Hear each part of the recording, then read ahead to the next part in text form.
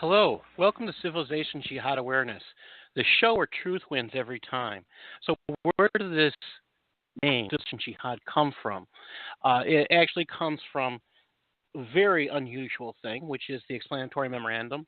It is the very document that we have that exposes the lies that we've been told. What is that?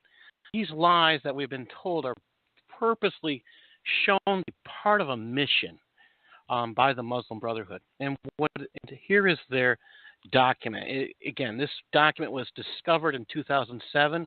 It was used as evidence in the United States versus Holy Land Foundation trial. And we owe all our thanks to nobody but the policemen who are just doing their job. Because of them, we can thank them because their work is what led to this discovery of this document. This document simply says this. I'm going to read one paragraph. Hold on just a second. Talking with Jen. Jen is trying to join us. She's trying to figure out how to get in through. I don't know how anybody else can get, how you have issues with getting to Canada. When I call Canada, I have no problems. It's still at number one. So that's, we just say 1319. When you call in 1319, 527 is the call, and it's 6706. And there we go. There we go. And I will be bringing one of our guests in soon. We're waiting for one more of them to join us. Just a second. Let me read this paragraph though before I forget. Okay, this one paragraph comes again from the explanatory memorandum. It says this: understanding the role of the Muslim Brotherhood in North America. Oh,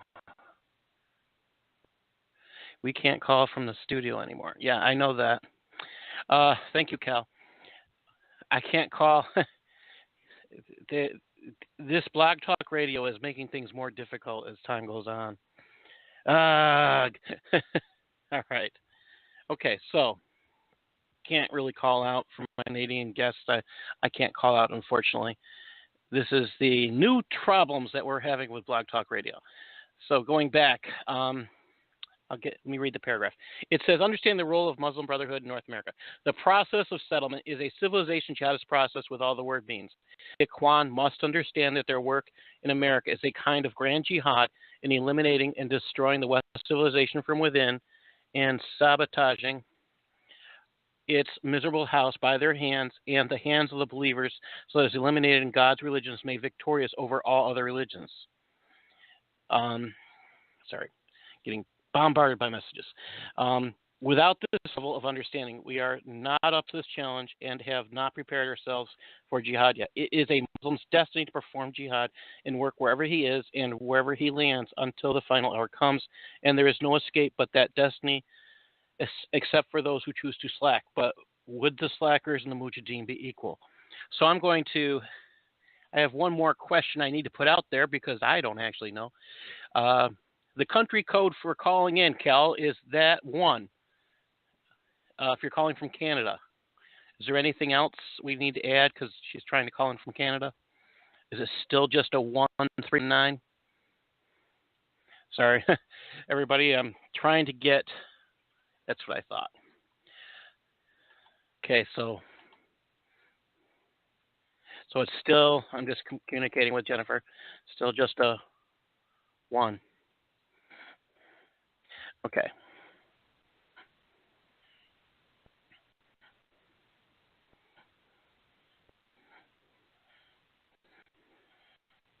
Okay, just have to tell her to dial it all as given as I give. Okay, that's how it should work. And one of our guests is already with us. Do I have both of you now? Okay. So today what I wanted to do, I'm going to be speaking for a few minutes at the PEGIDA Canada event. And there is no bigger event that I would love to promote than the awareness of what is happening in Canada. Canada is on the verge of losing their freedom of expression. They do not have freedom of speech. They have freedom of expression. Okay, so I'm going to pull in our guests right away. We have Jennifer, and we have Mr. Mark Vandermas. Now, Mark and I got to meet this past week, when I was in Toronto, and I'm just going to pull them both in. This is Jennifer and Mark. Hello, thank you for joining us. Hello. Hi, Paul. Thanks for having us. I'm so excited. Unfortunately, I just didn't get the direct connection to work, just so you know, but we're here now. Okay, this is perfect. So I'd like to start with Jennifer. Can you tell people about the event in Canada and how important it really is? Well, I think the whole concept of Islamization throughout the West is at the forefront of everybody's mind, especially with all the terror that's going on throughout the West and throughout Islamic countries as well. So we do demonstrations throughout Ontario specifically, and the last one that we did in London was a very combustible demonstration, and we were vilified by the City Council and the Mayor, so we are demonstrating again in London. And what we say at our demonstrations, we warn about Islamization, and this is with regards to what is being preached in mosques, what is being proselytized on our university campuses, and basically how Islam is integrating itself into our governments, into our schools, into all aspects of Canadian life. So we think it's a concern. And what I'd like to ask Jennifer, I know how I got into this business because it became very local for me. What got you aware of what's going on?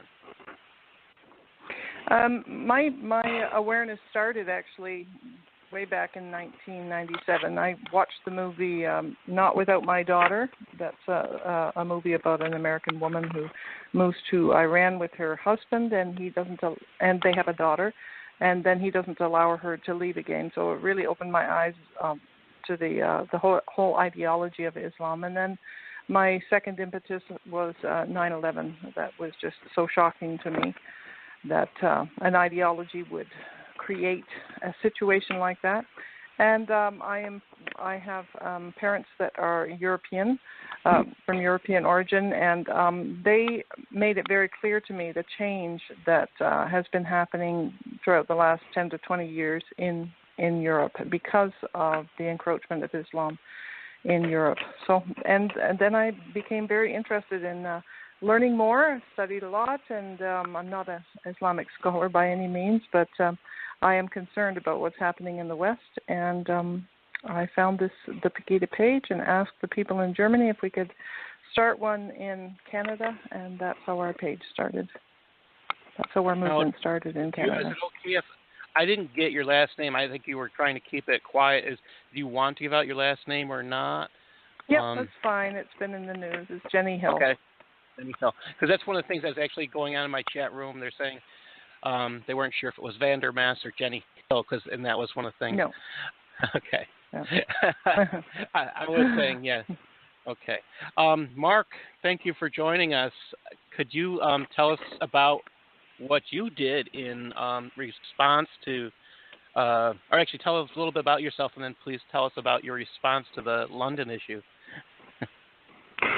Sure, absolutely. And I'm the guy. I'm the one with the name Vandermas with 2 A's and 1 S. I do Israel advocacy, but I became a real rule of law activist in 2006. There was a no-go zone set up about an hour and a half from my house, and there were some radical native militants that were terrorizing the town while the police stood by and watched.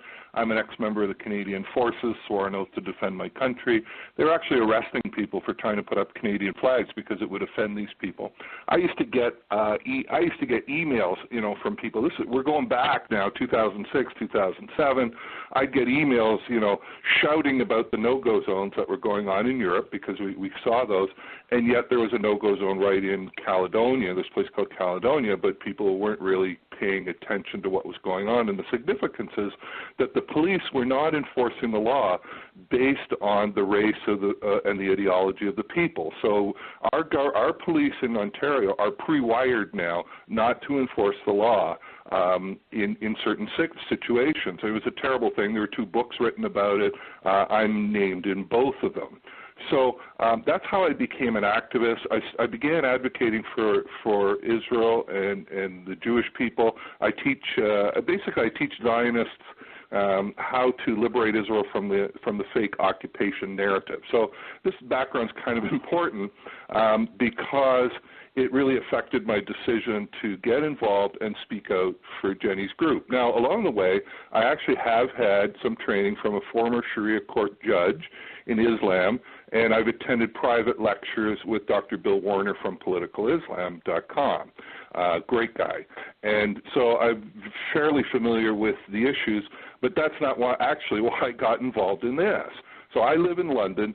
Jenny, I was driving home one night, and I heard the media talking about how this white supremacist group was coming to London to incite hate and violence, and it was based on this news release issued by our mayor, Matt Brown. And I thought, wow, okay. Now, something didn't smell right to me because, you see, in Caledonia, we were up against every politically correct group you can imagine. We were up against the Ontario government, Canada's second largest police force. We were up against violent Native militants.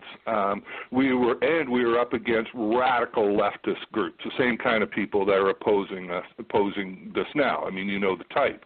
And they constantly smeared us as white supremacists, even though we followed Dr. Martin Luther King's teachings. I mean, we're probably actually the first white people in history to actually seriously employ Martin Luther King Jr.'s nonviolent methods during a major rule of law crisis, and we fought them all to a standstill. We used Dr. King, we used the courts, and so I have a history of activism.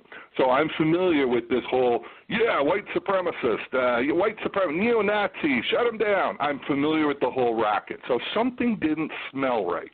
So I went to Jenny Hill. I'd heard of PEGIDA, but not very much. I knew that in Germany people were marching under that banner. I didn't pay any attention. I had never paid any attention to, never heard of PEGIDA coming to even London, even though they'd been here twice with no issues.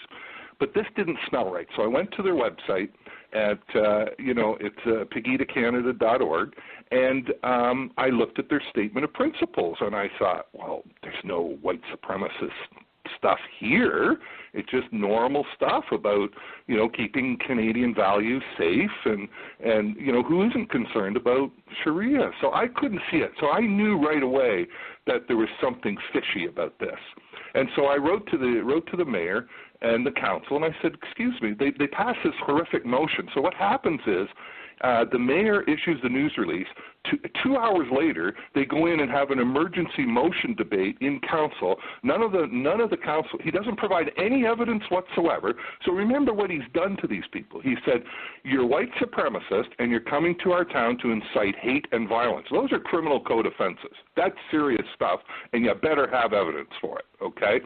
So then he goes into council. Council gets all emotional, passes this motion condemning white supremacy, and, they just stood up and fell over each other, and the last guy to speak was Muhammad Salih, a counselor, and he's talking about you can condemn hate my faith and hate my skin color, and it's just horrible. Then they supported this rally, this counter protest that was being organized by 2 communist groups inside London. Now you say, Mark, how do you know they were communists? Because at the rally they're flying the Communist Party of Canada flag, so that's how I know that.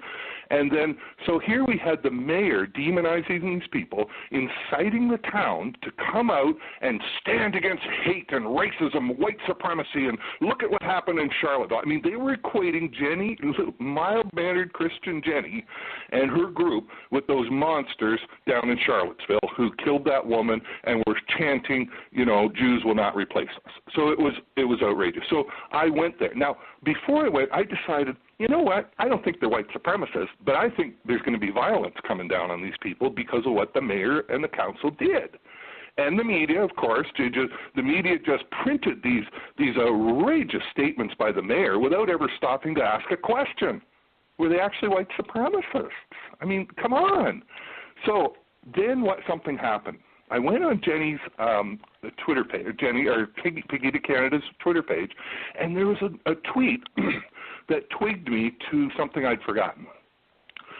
PEGIDA Canada had been in Toronto this year at the Al-Quds Day Hate Fest, and this is where the Muslims go in Toronto, and they hold this big rally trying to deny the Jewish connection to Israel. So the Jewish Defense League organized a counter-protest. I was invited to speak, and lo and behold, I remembered. PEGIDA Canada was there. They gave me a brochure. I talked to them. Jenny Hill spoke. I met them, and I'm thinking to myself, and then I picked up the brochure finally for the first time. I'm confess, Jenny. And here they are, our principles. It promotes democracy, individual freedoms, liberty, race and gender equality, and peace. And then they've got X's through these things. X through racism, X through fascism, X through radical Islam, X through Sharia law, X through institutional misogyny, X through communism, X through Nazism. And I'm thinking, boy, these guys are white supremacists. They're not doing it right.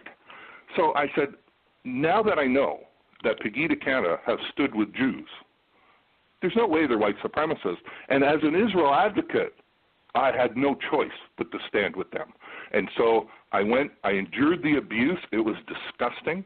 And then afterwards, I filed a 45-page complaint under our code of conduct, the council members' code of conduct, and I made a number of, we can talk about that later, but I sought seeking a number of remedies, including a police investigation into the mayor for defamatory libel. I mean, it was just insane what the guy did. And so, we've had some feedback from some counselors, and it looks like there's some cracks in the wall. So sorry to go on so long, but I thought gives you kind of a picture of what we're up against. And now they're inciting against, not the mayor, but people are incited against Jenny's next rally. And Mark just shared with me, it was yesterday, somebody had posted, and I'll even mention his name because everybody should know this fool's name. Kevin Jones from London, Ontario, posted a big picture, which no longer is there, and I'll explain what I did. Kevin Jones from London, Ontario, posted a picture which he composed on his computer at home. It says, "Here is two of the speakers that will be spewing hate at the PEGIDA rally at City Hall in London, Ontario," and he gave the date, location, and he has my picture and Mark's picture. And it's kind of humorous because Mark shared, and Mark shared that they're already putting out this stuff. So I looked at the picture. It says Kevin Jones, and it says anti-hate rally. I found him on Facebook, and I wrote to him really quickly. I says, expect a lawsuit. I'm going to sue you. Because I'm a public school teacher, all right? If you're going to tell my students, which I work with every day, who are 90%, if not 98% black, and every other race that's imaginable there, I might have maybe one or two white students. I don't know how many students I actually have that are white. Not many. So if I'm a racist, I definitely wouldn't be working where I work. There's no way. So, well, Paul, you're absolutely right. So all of a sudden, you told me that the guy took down the picture. I got blocked. Yeah, well, what happened? I was putting up a comment to him, asking him nicely to take it down, and trying to gather information because you need an address to for service to file a lawsuit. So I was putting out feelers, and then I saw the post was gone, and then you said that you'd sent him a notice. Well, guess what? Today, I just contacted the London police today, and I sent them a poster. So here's another poster, and this guy's name is Anthony Verberkmos, Verberckmoes,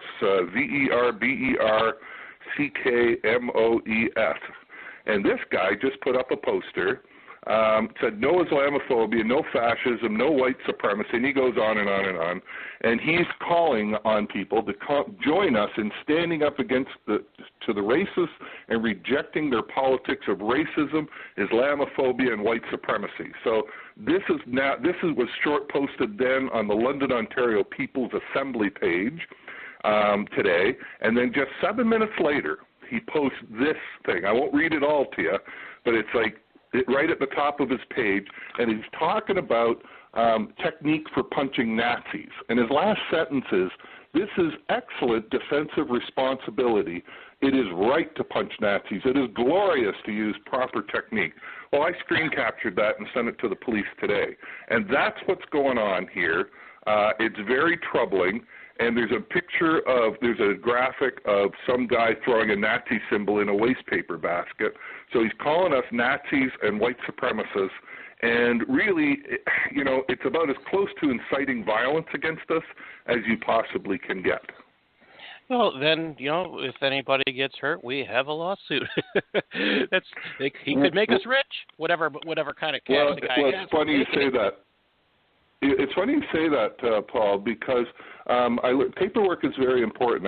I also sent a news release out today, and I made sure yesterday, made sure all the counselors got it, and asking them, look, you have a duty here to please clear Jenny Hill and PEGIDA Canada's name. Okay, you've had this complaint for a week. You know it's not true. Stand up and do the right thing. And the fact is that we've created a paper trail. We've tried to get them to do the right thing. And I can promise you, Paul, if I get hurt, there'll be 13 councillors, 1 mayor, and probably the London police named in this, because Jenny will tell you what happened to her with the police. So, Jennifer, what happened? With the police, well, we're working with 2 liaisons for our first rally, which I was very appreciative of because we knew something was coming. The counter demonstration pages where there was hundreds signed up that were interested in attending. But we were a little concerned about what was going to happen. So. The police had all this information as well, so they assigned 2 liaison officers to work with me, and that was something that I really appreciated. Somebody to talk to, somebody to bounce things off of. But I was told last week that these liaison officers had been taken off of our rally, and I have some email correspondence with them, but a lot of the correspondence was done via phone, which I don't have recorded. But there's enough on the email emails that it tells you what is going on and that they were taken off. And if I wanted to speak to the police, that I should speak to somebody on that Saturday morning. And when I spoke to one of the liaison officers, when I spoke to one of the liaison officers, and they were very nice young men. When I spoke to the one, he was, I told him I was appalled that this was happening. That didn't they remember what happened in August? And I couldn't believe that they would take the liaison off, because it kind of left me feeling out in left field. And I think. Because of the feel that's in London right now with the city council and mayor and many Londoners, it's almost like this is how it feels to me. I can't say for sure that that's what they're doing, but it feels like an intimidation tactic that they want me to cancel the rally, and they don't know me. I'm pretty stubborn, so I'm not going to cancel. But it is an intimidation tactic, I believe. I could be wrong, but that's what I'm thinking is happening here. I wrote to the superintendent. I wrote to the superintendent today, and I expressed my concerns about it. And I wondered out loud to him. I'm an experienced activist, and I don't understand why you would do this. I mean, are you trying to? want violence against these people, or are you trying to intimidate? And he was quite insulted by it, and he started making excuses. Well, we don't have a full-time liaison. We assign them to other duties. But here's a sergeant you can talk to. Well, they weren't offering a sergeant to talk to when Jenny Hill was speaking to them. And all of a sudden now we've got another. I did an hour on the biggest talk radio show last week, and Jenny called in. And tomorrow we've got a show going out by shortwave to U.S. and Europe from some London people here.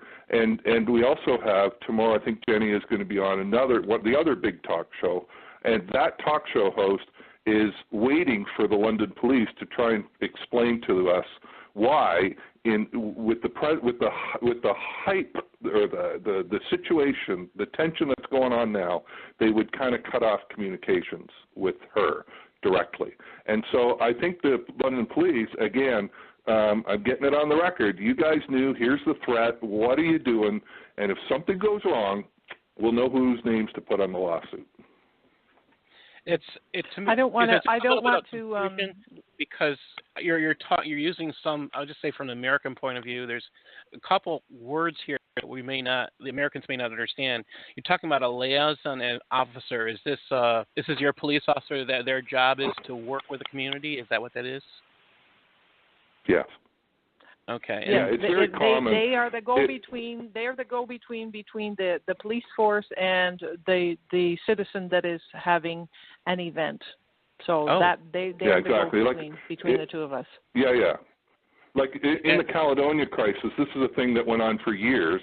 And if we were doing a protest, we would let the police know what's going on, and they'd try and, sometimes it was nonsense what they were trying to tell us, but at least you had this avenue of, okay, listen, guys, we're really concerned about this. And I've done events in London. I did one event in London, and I just let them know that we're there. It doesn't mean they're going to put up barriers. It doesn't mean there's going to be police officers. All you're doing is you're creating this line of contact. So, for example, when I discovered this, I would almost call it a threat. I mean, it was as close as you could get. Who would I send it to? The only person's name we had now was the superintendent. So that's their job, and it's trying to make sure that the police are getting the intelligence they need in relation to the event, and the officers understand the parties involved. These officers understood who Jenny was. They worked with her. They knew exactly what was going on, and all of a sudden they're gone? Crazy. Never heard of it. That's really interesting. I think a lot of this this violence that you're hearing across the country and every response to things like this are promoted, like you had said, by communists, but I also think there's a lot of Islamist push behind it, misinformation. It's a lot of misinformation. Well, certainly there were and I know Jenny saw this too, there certainly were those, with Palestinian flags at the event. I was taunted afterwards by some woman yelling at, "Hey, Israel," because I brought my Israel flag. I wanted people to know that somebody who supported Israel was standing with these people and saying, no, these are not white supremacists. I'm standing by them and I'm giving them cover. I'm walking away with my flag, and some woman's yelling at me, taunting me, "Hey, Israel, come on back. What are you afraid of? Come on. We don't ever give up. Come on." So it's in there as well. We have a very high percentage of Muslims in London. I think it might be as high as 10%. It's like 30,000. I'm not sure on that. 30,000 of them, yeah. But my thinking here is that I don't want to focus on Muslims. That's not what I want to focus on. Exactly. I want to focus on it's the ideology. And I don't know what's happening at City Hall. I think that there's something going on there. I'm not quite sure what it is and who's involved. But our job as PEGIDA is to warn the public about Islamization. That's our issue. There's Muslims out there that are I'm sure very nice people. So I'm not going to attack Muslims. I am concerned about the ideology. That's what we're fighting. We're not fighting people. We're fighting the ideology. And there were Muslims there in August, And like I can understand if they are being told by their mayor and council that there's neo-Nazis out there that are out to get them, well, they're going to be concerned. I mean, anybody would be concerned. Of course. The whole city was concerned. But the thing is, the speech that I had prepared dealt with what was being preached in mosques, dealt with what was being given out on university campuses, dealt with prayer in school and these types of things. So these are issues that go with the ideology, and that's what we were dealing with. And that's what I want people to know. I don't want people to go out and bash Muslims. I think that's wrong. That's a wrong thing. That's a wrong approach. We have to deal with the ideology. That's what we have to deal with. Well, thank you. Thank you. You know, it's funny, Paul. The term. The terminology you're using is so important. Well, it's interesting because the Friday before I saw before the event, I actually recorded Jenny on a local radio station talking about this, and she made a point, and I'm sure she'll make it again and again, as I've heard her, that Muslims are the biggest victims of Islamic ideology as well. And you know, she's a Christian, I'm a Christian. We're not allowed to hate anybody. But you know, I think, and I really thought, you know, when I heard that was part of the evidence that I submitted to the council to show them that not only was she not a white supremacist and not a hater and you know, coming to incite violence, she actually cares about Muslims. I just want to say, your choice of words is what's making it important. Jennifer, I'm doing research and intelligence analysis, and I cannot explain how much the importance has to be placed on the term ideology. We're not fighting people in this war.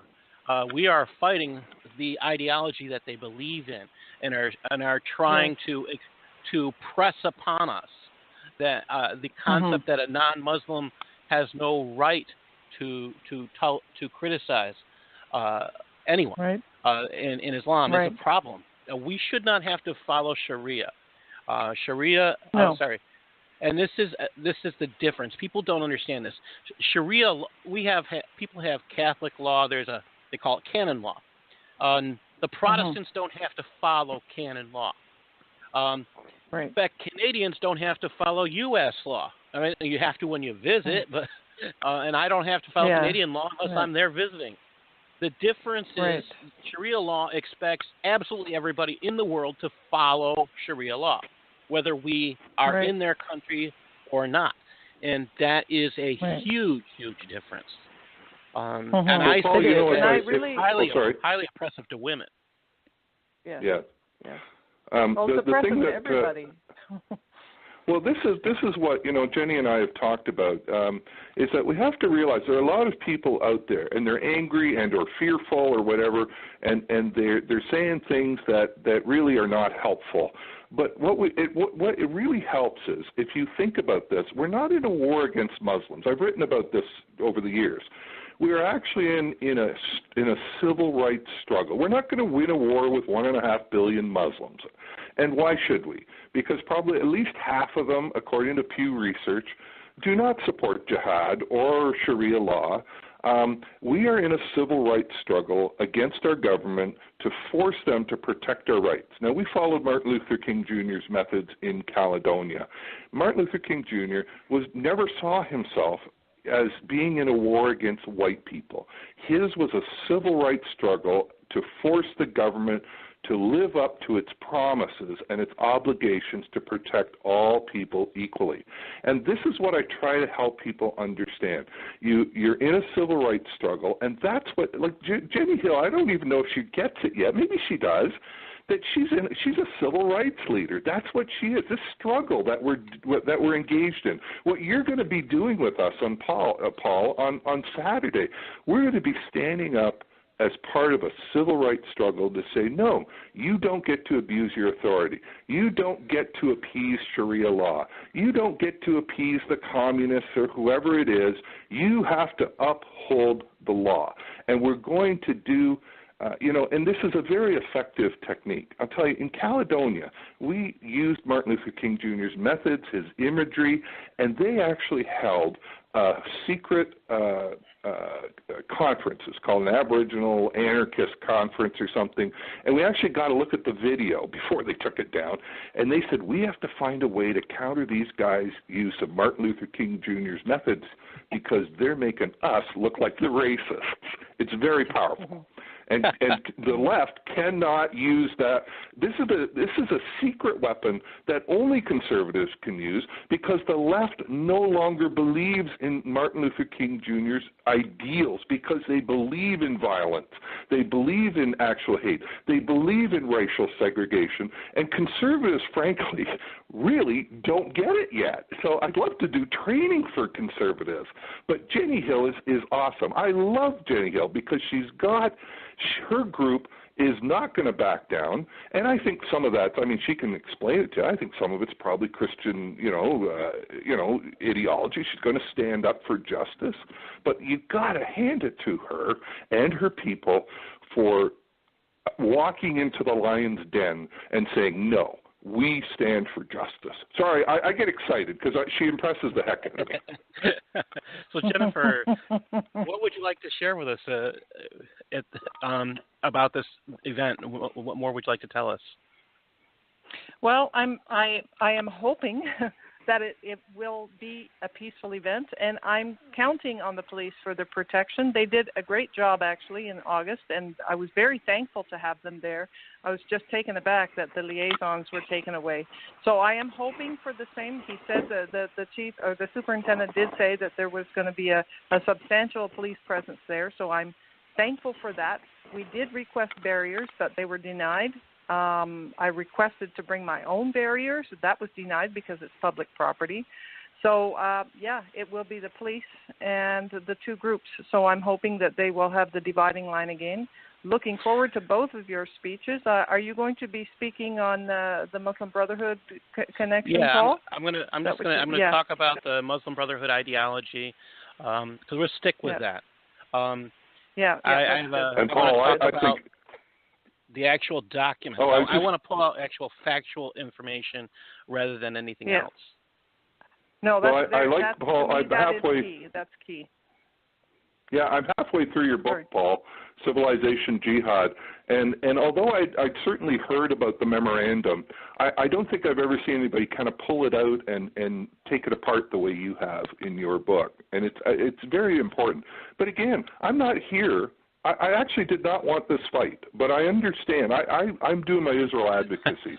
But this fight, as a friend of mine who's very political says, and is connected to, let's just say, a certain conservative radio or network, she said, Mark, this is a case study in what's going wrong in society. You have the Marxists, the communists involved. You have the politicians caving, the police, kind of the rule of law concerned here. We have the Sharia stuff involved in it, and it's all here in this particular case. You've heard, we met at an M103 Islamophobia conference. This is textbook. If M103 was in law right now, whereas Islamophobia, so-called Islamophobia, was actually criminalized, we would have some serious problems now. As it is, here we had a whole council just flying off the handle based on this imaginary Islamophobia and these phantom white supremacists. I had to send an email to the Jewish Community Center, and I know them there, and I said, I got some good news for you. There were no white supremacists in London, and we're happy to come in and talk to you about this. It's insane. But I'm reminded when I think of what's going on Saturday, there are some nasty, nasty people there, and it's going to be tempting. The power of nonviolent resistance. I sent Jenny something today. It's that famous picture. I don't know. I'm sure you've seen it. 1963 Birmingham, and there's this black man standing there, and he's got a dog and a cop attached to him, and his hands are by his side peacefully.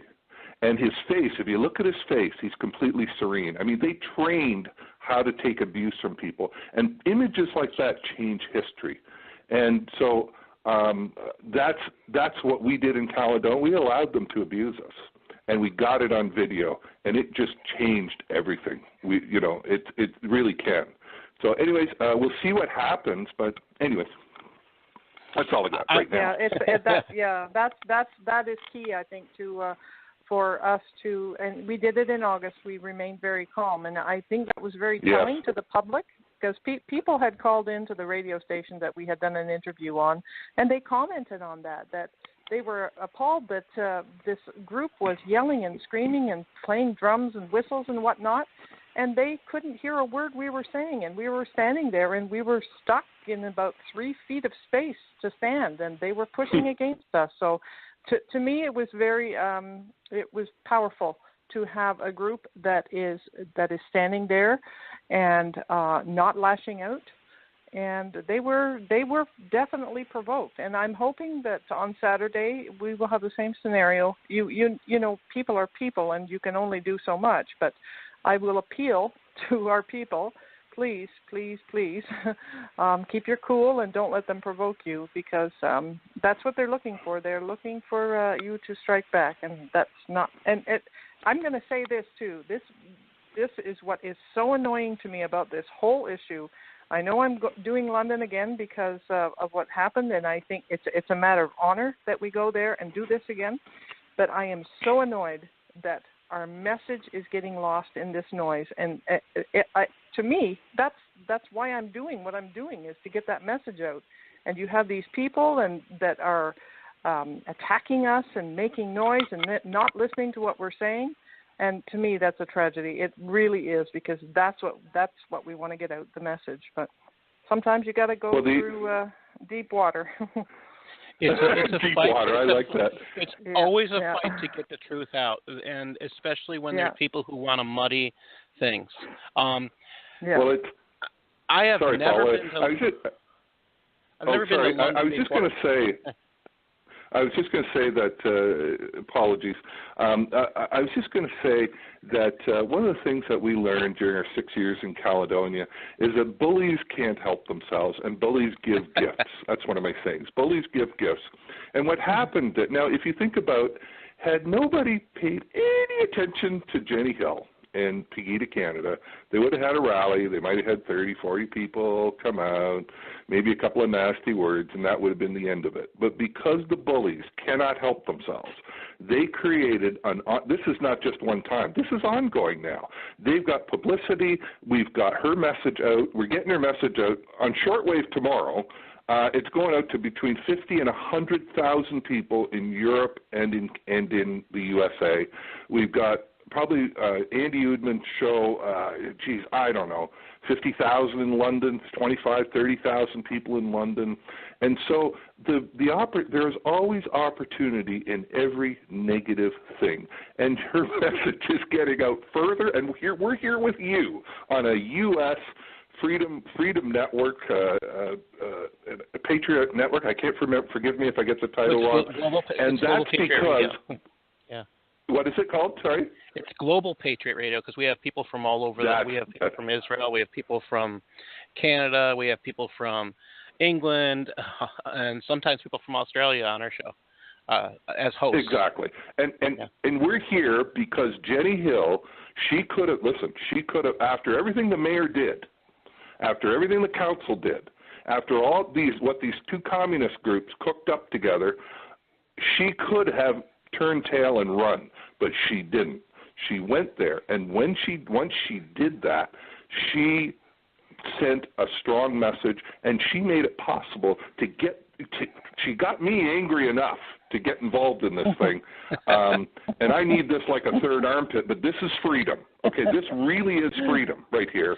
And now, thanks to the bullies who thought they were going to grandstand at her expense, she's getting her message out to more and more people than she ever would have. Whether anybody listens to us or not, I'm pretty sure the drummers are going to be there, and nobody's going to hear much. But we got the message out, and I'm hoping that we'll go back again until this council apologizes to them for what they did. They owe her an apology. Can you, Jenny? Can you share the website information again? If people punch in PEGIDAcanada.org, that will bring them to our website. And on our website, we have all of our links, the Facebook link, the Twitter link, the YouTube link, plus we have a Gab link, a MeWe link, a VK link, which is a Russian social media link, and we have, I just put up a blog, which I don't know how active it's going to be, but I wanted something available for if something happens to the social media pages, which is very possible that will happen. So if they, PEGIDAcanada.org, if they type that in, that'll bring them to the website, and it will give them all the information that they need. I'm going to bring my camera equipment to do, which is very, very chintzy type stuff. I'm not, I have a bunch of stuff, but I'm going to see if I can video the whole event, and we'll share it between the three of us. That would be great. And I'll tell you why that's important, really, really Paul. Aside from the obvious, you guys have a First Amendment. You have an absolute right to free speech in America, as you've noted earlier. But we have something you guys don't have. We have a special provision in the criminal code that allows any citizen who has evidence of a crime to bring it before a justice of the peace and swear out what's called an information. It's the same document that the police have to fill out to charge you with a crime. Now, this is incredible. We actually, the group that I was involved in Caledonia, actually made case law in this field. I kid you not, we actually got the former commissioner of the OPP, the Ontario Provincial Police, criminally charged with threatening elected officials after he threatened Haldeman Council into not saying anything positive about us. We got the next commissioner charged with obstructing justice in a fake case that they brought against my partner, Gary McHale. We got 2 police officers criminally charged with mischief after they helped Native militants build a barricade to keep the lawful owner out of his own property. We got 2 of the biggest ringleaders, these Native, again, not all, got to give it the qualifier, not all Natives, it's a small group. They were terrorizing this builder. Gary McHale got 9 charges of extortion, intimidation against them. And I'm going to tell you, by the time we're finished, it took 2 years to get the first charge against the police commissioner. It went all across Canada. And let me tell you, when the left understands that you're not afraid to charge them criminally when the police won't do it, it helps. The other thing we have here is citizen's arrest. And I've seen Gary McHale, I haven't done it myself, but he's actually he's arrested people and placed them under arrest. I'm telling you something. If somebody comes up and spits in, let's say, Jenny's face, I can just touch them on the shoulder and I say, you're under arrest for assault. If they try to run away, they are escaping custody. And if they resist and assault me, that's resisting arrest. And the police are required to take them into custody. Police, if they don't take them into custody, which sometimes they have refused, they're actually helping to aid and abet escape custody. I kid you not. This is serious stuff, and I'm hoping I don't have to get involved in doing that because I'm not the expert. But we're not taking this. You're going to enforce the law. You're going to do the right thing for this lady and her group, and we ain't taking this crap. I have to say thank you. You two have been a wonderful, exciting sharing. And my goal here is to wake up more people. This whole thing is about ideology and a possible loss of freedom. And that's what it's really all about. Nobody likes the concept of losing freedom, especially when we're talking about what could come out of your mouth. What you say could be restricted. It's one thing when we talk about restricting offensive speech, when we're talking about cuss words, things like that. But it's another thing to have a vague definition of what, and you're only talking about violating one religion versus another. So I want to thank you. This is really important to me that we keep the freedom of speech, Now, I don't agree with violent or hate speech. I think that is wrong, and that's what we fight against, because many of the mosque imams spew violence and hate against non-Muslims, and that's one of the things that we're fighting. So free speech is extremely important. But Mark has been very kind in his complimenting me, but I must say that without his impetus, a lot of this wouldn't have happened. So thank you very much, Mark. We really appreciate what you have done as well. Yeah, not at all. Thank you. You make it easy. And thank you, Paul, for having us on. That's very kind of you. Thank you very much. It's an honor, and I'm looking forward to joining you. My friend Helen will be driving me up because I don't drive, people, and I'm excited. She'll probably do the filming. She's a fireball. That's fantastic. All redhead and fireball. Thank you very much for joining us. We'll have to, if things get upset and fiery, we'll have to come back to share what happened. That's right. Yeah. That's right.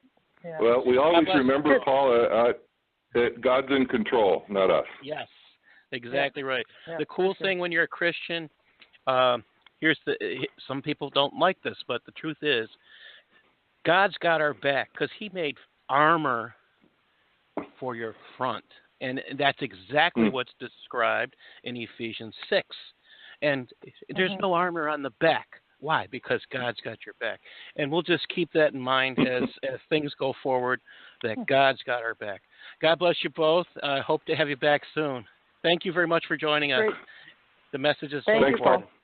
God bless. Bye. Okay. Bye. Thank you. Bye. This is one incredible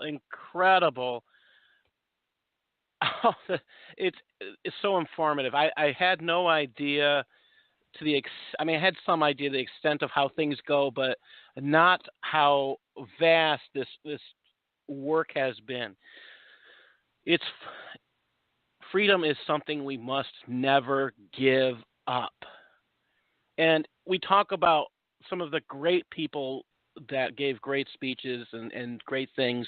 And Ronald Reagan talked about how freedom is just like one generation away from being lost.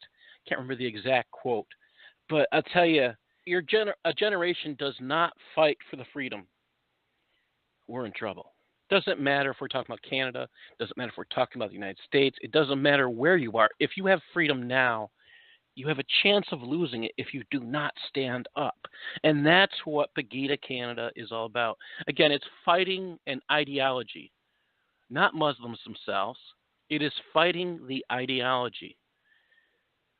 And that's what this whole battle is. Now, I have had several news stories to share, and some of them are not easy. So I'll start with the hard ones.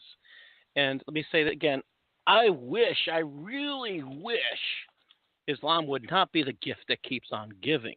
Their ideology creates, and this is the term, people, let's get this down. When you want to talk about Islam, start using that term ideology.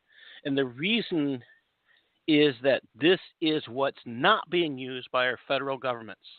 It's not. I believe Canada is having the same issue that the United States is having. We're afraid to talk about ideology. Why? Because it requires us to stand up and wake up. This is a big, big problem. And I will probably go on a rant on that in the next few weeks. We'll see how things go. But we have to